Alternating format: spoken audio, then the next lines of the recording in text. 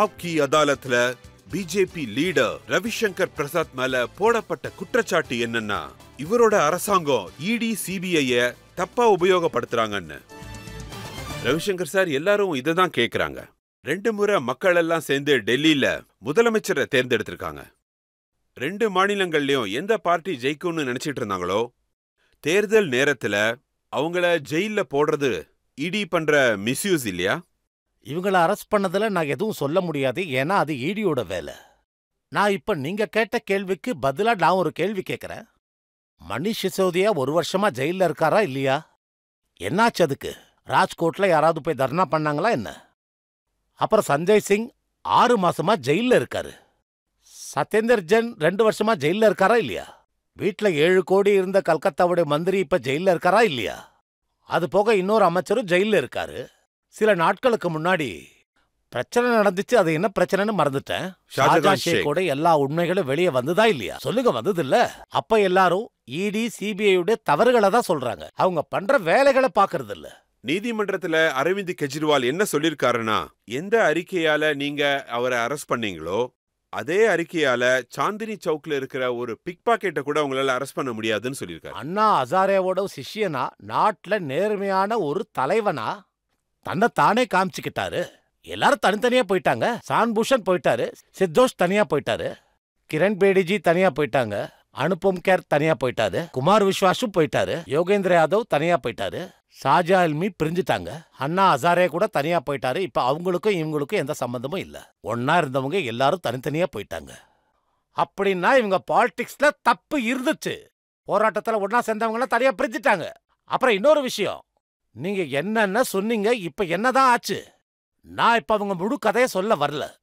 அவங்க என்ன சொல்றாங்கன்னா, நரேந்திர மோடிக்கு எதிரா நிக்கிறவரு, நரேந்திர மோடிக்கே சவால் விடுற ஒரே ஆளு அரவிந்த் கெஜ்ரிவால் தான். அதனாலதான் அவரை பிடிச்சு ஜெயில போட்டீங்கன்னு சொல்றாங்க. சரி, இத சொல்லுங்க. உங்களை பத்தி நீங்களே பேசிக்காதீங்கன்னு நாங்க எப்ப சொன்னோம்? காசியில போட்டின்னு நினைச்சீங்க, அங்கேயும் தோத்துட்டீங்க. அப்புறம் குஜராத்துக்கு போனீங்க, நரேந்திர மோடி எதிர்க்கிறதுக்கு ஒரு புலி வந்திருக்குன்னு சொன்னீங்க. இப்ப ஒரே ஒரு சீட்டு தான் கிடைச்சிருக்கு.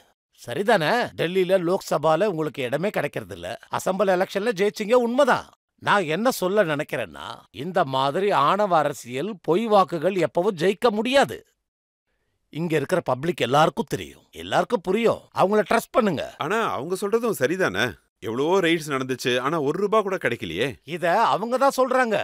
ஈடி எப்ப இத சொன்னாங்க? ஈடியோட தன் முடிவுகளை ஆப்கே அதாலத்லயும் டிவிலையும் சொல்லாது, அவங்க கோர்ட்ல தான் பேசுவாங்க. ஒரு முறை நீங்க உங்க ரிப்போர்ட்டர்ஸ் கிட்ட சொல்லி இடி கோர்ட்ல என்ன சொன்னாங்கன்னு கேளுங்க, அப்ப தெரிஞ்சிரும்ல. சிஎம் அரெஸ்ட் பண்றது என்ன சாதாரண விஷயமா? நீங்க ஒரு சிஎம் ஊழல் பண்றீங்கன்னா பண்ணுங்கன்னு விட்டுற முடியுமா? லாலுவும் ஜெயிலுக்கு போனார்ல, ஹெமாஞ்சும் ஜெயிலுக்கு போனாரு, எத்தனை அமைச்சருங்க போயிருக்காங்க. இது கொஞ்சம் வித்தியாசமானது. ஜெயில இருந்தே அரசாங்கத்தை இது ரொம்ப பிரமாதம் சார், ரொம்ப அருமை. சபாஷ். நாட்டுல இவங்க எல்லாரும் எத்திக்ஸ பத்தி பேசுறாங்க. அண்ணா ஹசாரே பாத்தீங்கன்னா எந்த ஒரு பொலிட்டிக்கல் ரெக்கார்டும் இல்ல. இவர் இந்தியன் ரெவென்யூ சர்வீஸ்ல ஆபீசரா இருந்தாரு. அங்க என்ஜிஓ நடத்தினாரு, சில வேலை எல்லாம் நடந்துச்சு. அண்ணா ஹசாரே பார்ட்டியில குதிச்சாரு, கட்சி தலைவர் ஆனாரு. நல்ல விஷயம் தான், மக்கள் எல்லாம் பாராட்டினாங்க. ஆனா அவருக்கு பெருசா பொலிட்டிக்கல் ரெக்கார்ட்ஸ் கிடையாது. எப்படி இவங்க ஜெயில இருந்து அரசாங்கத்தை நடத்துவாங்க? நாட்டுல இப்படி நடந்ததே இல்ல. இதோட அர்த்தம் தான் என்ன? இதுக்கான அர்த்தம் அவங்க மனைவி சொன்னாங்க. கெஜ்ரிவால் அவங்க கிட்ட என்ன சொன்னாருன்னா, என்னோட உடம்பு மட்டும்தான் ஜெயில இருக்கு, ஆனா என்னோட மனசு பூரா வெளியே தான் இருக்குன்னு சொல்லிட்டாரு. அடடா, ரொம்ப சபாஷ். நானும் கை தட்டுறேன். அதோட அவரு இன்னொரு விஷயத்தையும் சொல்லிருக்காரு. ஒருவேளை நீங்க உங்க கண்களை மூடி யோசிச்சீங்கன்னா உங்க பக்கத்துல நான் இருப்பேன்னு சொல்லிருக்காரு. இது டூ மச் இல்லையா? இந்தியனோட ரெவென்யூ சர்வீஸ்ல இருக்கிற ஒருத்தரு, ஐஐடி கரக்பூர்ல படிச்சவரு, டாடா ஸ்டீல்லையும் ஒர்க் பண்ணாரு, அண்ணா ஹசாரேவோட சிஷ்யரா இருக்காரு. இவர் இப்படியா பேசுவாரு? நாட்டோட அரசியல் எங்க தான் போய்கிட்டு இருக்கு? அதான் ரொம்ப கஷ்டமா இருக்கு. இதை விட அதிகமா நான் வேற எதுவும் சொல்ல முடியாது. இதோட அவர் ஒரு வேளை அதை யோசிக்கிறாருன்னா ஒரு வார்த்தை சொல்லுவாங்க, very new low politics of India. இந்தியாவோட அரசியல்ல இதா சங்கடத்தின் உச்சம். as a future lawyer நான் உங்ககிட்ட ஒன்னு கேட்கணும்னு நினைக்கிறேன். அரவிந்த் கெஜ்ரிவால்னால ஜெயில இருந்து அரசாங்கத்தை நடத்த முடியுமா? legally allowed to run government from the jail? ஜனநாயகத்துல எல்லாமே சட்டத்தால மட்டும் நடந்துராது. ஜனநாயகம் ஜனங்களோட கண்ணியத்தால தான் நடக்கும். இப்போ கெஜ்ரிவால் எவ்வளோ படிச்சவரு, மெகசே அவார்ட் வின்னர், ஐஐடி கிராஜுவேட், அண்ணா ஹசாரேவோட சிஷ்யர். இவர் இந்த மாதிரி பேசினார்னா இப்படிதான் நடக்கும். இதெல்லாம் வெக்கமே இல்லாத விஷயம். இத பத்தி நான் என்ன சொல்றது? ரவிசங்கர் சார், அவருக்கு வெக்கம் இல்லைன்னு சொல்றதெல்லாம் சரிதான், அதுவும் உண்மைதான். அதாவது இந்த மாதிரி ஆளுங்க, வழக்கு போடப்பட்ட ஆளுங்கெல்லாம் அந்த நேரத்துல கோல் மினிஸ்டரா இருந்திருக்கீங்க. நவீன் ஜிந்தல் மேல நீங்க அந்த நேரத்துல கோல் மைன்ஸ்ல ஊழல் பண்றதா வழக்கு போட்டிருக்கீங்க. அவர் மேல இடி கேஸும் போட்டுச்சு. ஆனா அவரை நீங்க உங்க பார்ட்டிலே சேர்த்துக்கிட்டீங்க. அதோட அவருக்கு சீட்டும் கொடுத்துருக்கீங்க. அவரு ட்ரையல்ஸ்ல இருக்கார் இல்லையா? இல்ல, நான் கேள்விப்பட்டேன். ட்ரையல்ஸ சஃபர் பண்றாருன்னா சஃபர் பண்ணட்டும். அஜித் பவார்? ஆமா, அவரோட கேஸும் நடக்குது. அசோக் சவான்? அவரோட கோர்ட் ஸ்டே பல இடங்கள்ல வந்திருக்கு. அசோக் சவானை பத்தி எனக்கு தெரிஞ்ச வரைக்கும் கோர்ட்ல இருந்து அவருக்கு விடுவி கிடைச்சிருக்கு. நான் திரும்பவும் உங்ககிட்ட சொல்றேன், அரசியல்ல இருக்கிற ஆளுங்க எல்லாம் ஒருவேளை அவங்க மேல ஆக்ஷன் எடுக்கிறாங்கன்னா, ஒருவேளை மோடிஜி அவங்க மேல எடுக்கிற ஆக்ஷன்ஸை நிறுத்துறாங்கன்னு சொல்லுங்க. அப்ப நான் உங்க கேள்விக்கு பதில் சொல்றேன். ஒண்ணு கூட அந்த மாதிரி நடந்ததில்ல. பல முறை அரசியல் காரணங்களால நீங்க அந்த முடிவு எடுத்துதான் ஆகணும். வேற வழி எதுவும் கிடையாது. ஆனா இது நேர்மை மற்றும் தூய்மை சம்பந்தப்பட்ட விஷயம். இதுல எந்த காம்ப்ரமைஸும் பண்ண. இதனாலதான் மம்தா பானர்ஜிக்கு கேள்வி எழுப்புறதுக்கான வாய்ப்பு கிடைச்சிருக்கு. பாரதிய ஜனதா பார்ட்டி ஒரு வாஷிங் மிஷின் சொல்லிருக்காங்க. வாஷிங் மிஷின்குள்ள கரெக்டட் ஆள் உள்ள போறான், அவனை கழுவி வெளியே அனுப்புறாங்கன்னு சொல்றாங்க. பெங்கால்ல இப்ப என்ன நடந்துகிட்டு இருக்கு இதெல்லாம் தெரியுதா உங்களுக்கு? கோல்டெல்லாம் சீஸ் பண்ணிருக்காங்க. பல பெண்களோட மரியாதை போய்கிட்டு இருக்கு. மம்தாவும் சும்மா இருக்காங்க. எவ்வளவு ஊழல் நடக்குது. இந்து கலாச்சாரத்தை எவ்வளவு அசிங்கப்படுத்துறாங்க. இதெல்லாம் கொஞ்சம் கூட சரியில்லை. மம்தாவும் அவங்களுடைய மருமகன்களும் என்ன பண்றாங்கன்னு என்கிட்ட கேட்காதீங்க. அதுக்கப்புறம் நான் பர்சனலா பேசுறேன்னு சொல்லுவீங்க. அவங்களுக்கு எதிராகவும் கேஸ் நடந்துகிட்டு இருக்குல்ல. பல முறை சுப்ரீம் கோர்ட்டுக்கும் போயிருக்காங்க. ரிலீஃப் கிடைச்சுதா? அதனால இந்த மாதிரி விஷயத்தெல்லாம் மம்தாஜி கிண்டல் பண்ணிக்கிட்டு இருக்காங்க. அவங்க கிண்டல் பண்ணட்டும், விடுங்க. ஆனா மக்கள் இந்த முறை பெங்கால்ல வரலாற்று காணாத முடிவை கொடுக்க போறாங்க. நீங்களே பாருங்க. இதெல்லாம் மக்கள் தான் முடிவு பண்ணணும். மக்கள் கிட்ட இருந்து யாராவது கேள்வி கேளுங்க. காங்கிரஸ்ல இருக்க மக்கள்லாம் இப்ப பிஜேபி கிட்ட சேர்ந்துட்டு இருக்காங்க.